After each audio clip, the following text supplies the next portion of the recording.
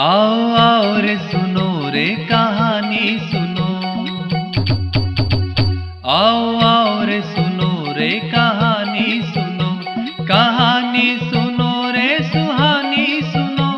कहानी सुनो रे सुहानी सुनो। आओ आओ आओ आओ रे सुनो रे कहानी सुनो।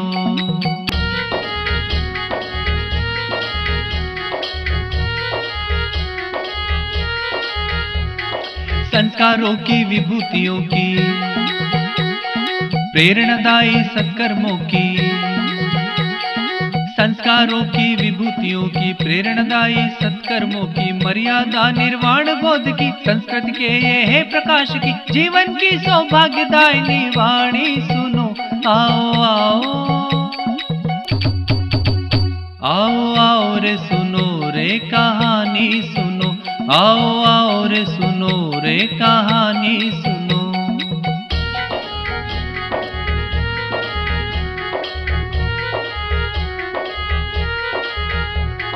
धर्म सिखाती कर्म बताती मोक्ष द्वार का मार्ग दिखाती। धर्म सिखाती कर्म बताती मोक्ष द्वार का मार्ग दिखाती संस्कृति की परिचायक पावन श्रवण मनोरम हो सुखदायक ज्ञानदायिनी अमृतमय ये वाणी सुनो। आओ आओ आओ आओ रे सुनो रे कहानी सुनो। आओ आओ रे सुनो रे कहानी सुनो।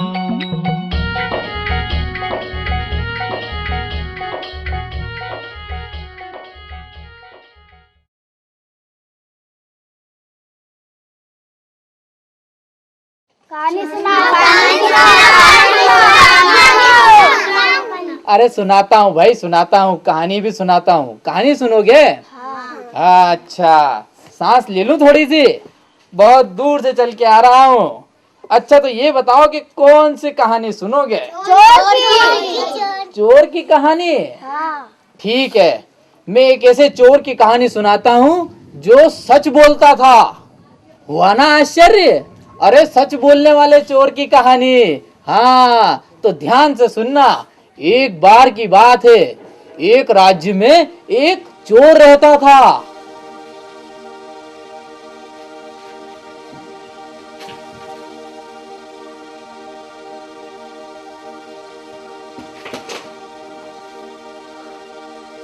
चोरी करने में भी 100 विपत्तियां हैं। पग पग पर संकट, पकड़े जाने पर दंड का भय। पर क्या करें, नियति ने मेरे भाग्य में यही कर्म लिखा है, यही सही है। तो साहस धरूं और अपना कर्म करूं।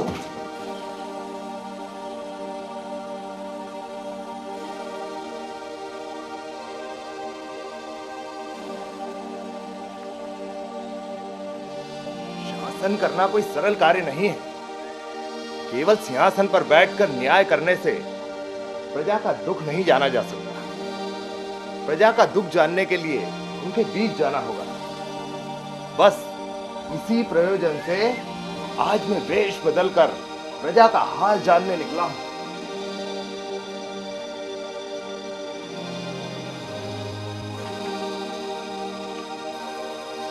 कौन हो तुम? यही प्रश्न मैं तुमसे करना चाहता हूं। तुम कौन हो? मैं एक चोर। चोरी के प्रयोजन से राजमहल जा रहा हूं। तुम कौन हो? मैं भी एक चोर हूं, चोरी करने निकला हूं, लेकिन असमंजस में हूं, कहां जाऊं? तो चलो हम लोग मिलकर राजमहल में चोरी करते हैं। जो भी मिलेगा बांट लेंगे।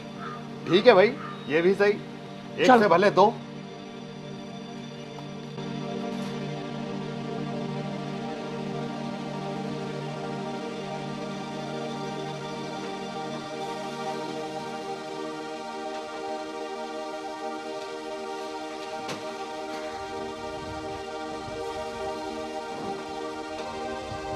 लो चोर महाराज, आ गया राजमहल। चलो ऊपर चल के राजा के खजाने में हाथ साफ करते हैं। क्या आवश्यकता है मित्र? देखो इस स्तंभ पर 3 हीरे लगे हैं। हमारा काम तो इनसे चल जाएगा। मेरा नियम है कि मैं आवश्यकता से अधिक लालसा नहीं रखता। अरे तुम चोर हो या साधु संत? क्या फर्क पड़ता है, कुछ भी हो। बस मुनिश्री के आशीर्वाद से कुछ नियमों का पालन कर लेता हूँ। मुनिश्री? हाँ, एक बार जब मैं चोरी करके भाग रहा था, मेरे पीछे सिपाही पड़े थे। मैं बचते बचते जंगल में जा पहुंचा। वहाँ एक मुनि तपस्या कर रहे थे। मेरे मन को असीम शांति मिली। मुझे मुनिश्री के उपदेशों का धर्म लाभ मिला। तभी मैंने प्रण किया कि कभी भी असत्य वचन नहीं कहूँगा। तुम चोर हो, सत्य बोलने का परिणाम जानते हो? कर्म करना हमारा कर्तव्य है, परिणाम तो विधि के हाथ में। वाह चोर महाराज, आज आपके उपदेशों से मुझे धर्म लाभ प्राप्त हुआ। क्यों उपहास कर रहे हो मित्र? आओ चोरी कर कार्य समाप्त करें। जो आज्ञा चोर महाराज। एक काम करो, तुम चलकर चोरी कर लो। नहीं नहीं, मैं अभी नया हूँ, तुम ही चल के निकाल लो। ठीक है।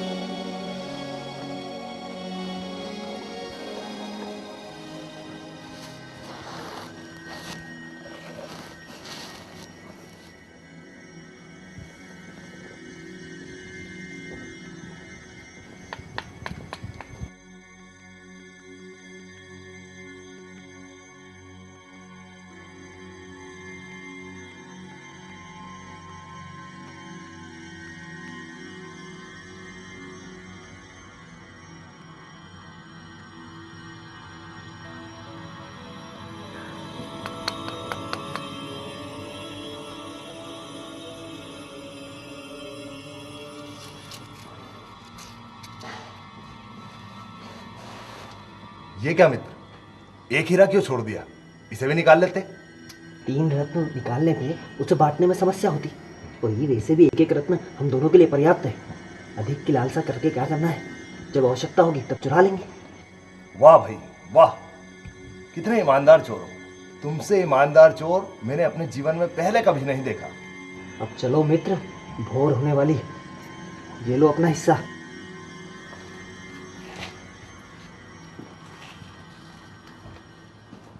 क्या हमारे राजमहल में चोरी? हमारे राज्य में ऐसा कौन दुस्साहसी है जिसने हमारे महल में चोरी की है? महामंत्री। जी महाराज। आज सूर्यास्त से पहले उस दुस्साहसी चोर को हमारे समक्ष प्रस्तुत करो, अन्यथा सारे सुरक्षा कर्मी दंड के भागीदार होंगे। जो आज्ञा। महाराज। सेनापति, जयद्रथ नामक उस प्रसिद्ध चोर को तुरंत बंदी बनाकर लाओ। हमारे राज्य में ऐसा दुस्साहस वही कर सकता है। जो आज्ञा मंत्री जी।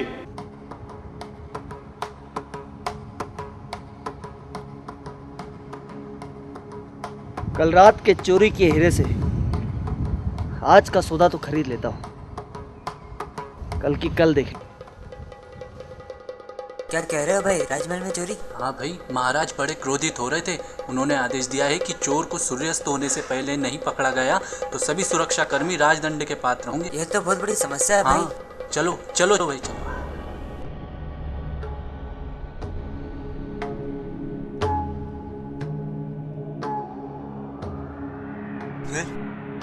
फिर क्या मंत्री जी ने तुरंत जयध्वज को पकड़ने का आदेश दिया है? कौन जयध्वज? वही प्रसिद्ध चोर जो पलक झपकते ही माल साफ कर देता है। हाँ वही, राजा के सिपाही से खोज रहे हैं। फिर तो उससे मृत्युदंड मिलना तय है। राजमहल में चोरी बहुत बड़ी बात होती है भैया।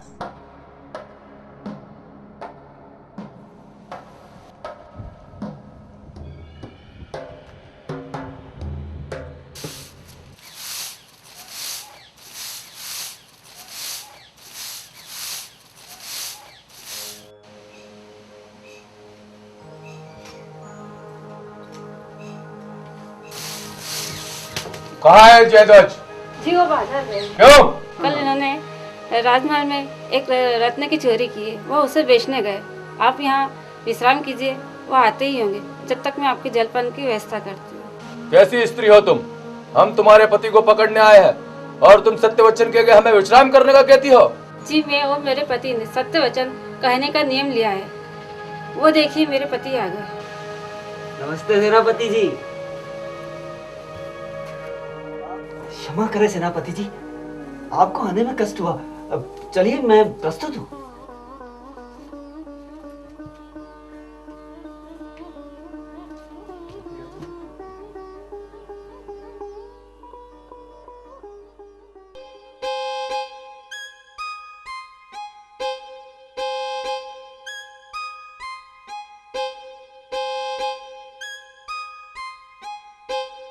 कैसा मूर्ख चोर निकला, 2 रत्न निकाल लिए,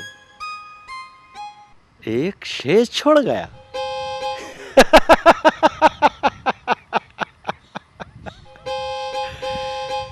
शायद मेरे लिए उपहार स्वरूप छोड़कर गया है।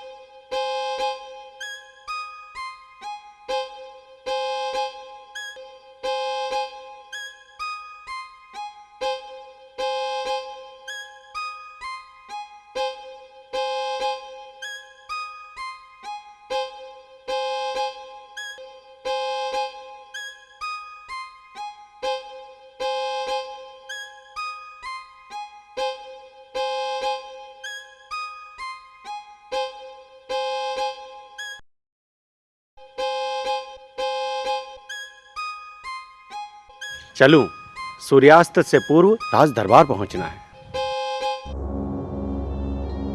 तुम्हें अपना अपराध स्वीकार है जयध्वज? हाँ महाराज, मैंने ये राजमहल में से 2 रत्नों की चोरी की थी। 2 रत्न? तूने 3 रत्न चुराए हैं। नहीं महाराज, चोर अवश्य हूं, किंतु अपनी आवश्यकताओं के अनुरूप ही चोरी करता हूं। महाराज, उस रात चोरी में मेरे साथ एक चोर और था। मैंने 2 रत्नों में से 1 रत्न उसे दे दिया था। कहाँ है वो दूसरा चोर? मैं नहीं जानता महाराज, वो तो अपना हिस्सा लेकर चला गया। महाराज, आप इसकी बातों पर विश्वास ना करें। ये मनगढ़ंत कहानियां बनाकर हम लोगों को बहला रहा है।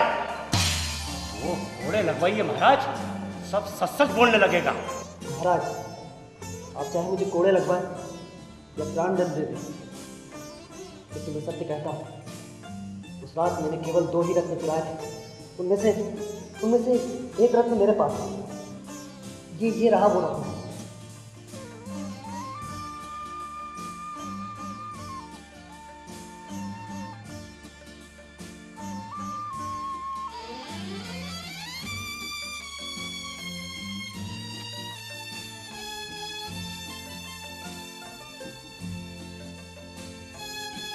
यही वो वस्त्र है जो उस रात उस चोर ने धारण किए थे? हाँ हाँ, यही तो पहना था। और ये रहा वो दूसरा रत्न जो मैंने चुराया था। ये रहा। ये चोर कभी असत्य वचन नहीं कहता। इसके साहस, वीरता और ईमानदारी का मैं स्वयं साक्षी हूं।